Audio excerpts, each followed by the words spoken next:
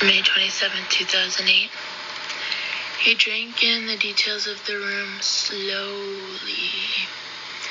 His eyes, though friendly and unassuming, were trained eyes, trained to notice everything and to see all. Something was amiss. He couldn't tell exactly what, since he'd never stepped foot in this particular room. But his intuition, his gut feelings were those of wariness, fear, angst. He knew suddenly from deep in his soul that something was horribly wrong.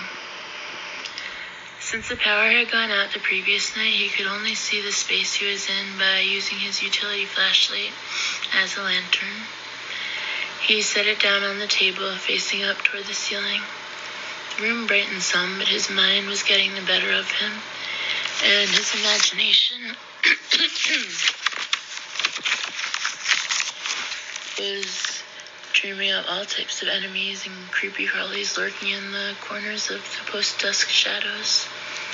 The hair on his neck instinctively stood up. He tried the deep breathing exercises he generally relied on in stressful situations.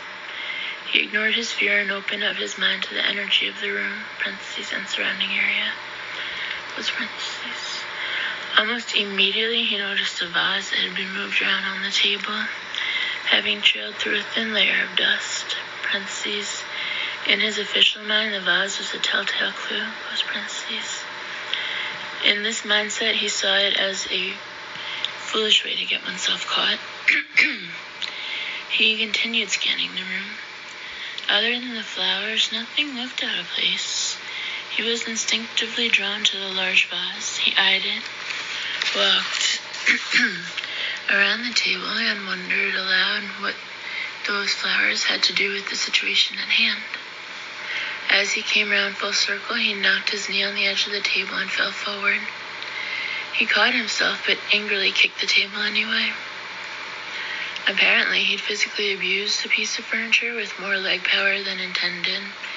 A result of his days on the soccer field, he supposed. The table moved slightly, just enough to allow him a glimpse of what seemed to be frayed rope. Upon further inspection, as he gingerly pulled the rope from beneath the table, he recognized a sticky substance covering the long rope.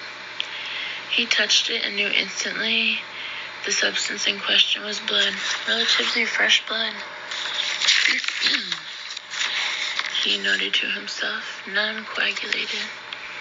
Dear Lord, not again, he moaned softly. He slipped the rope into a large plastic bag and then into his duffel. As he eased the door to the room open, slipped out and started for the stairs.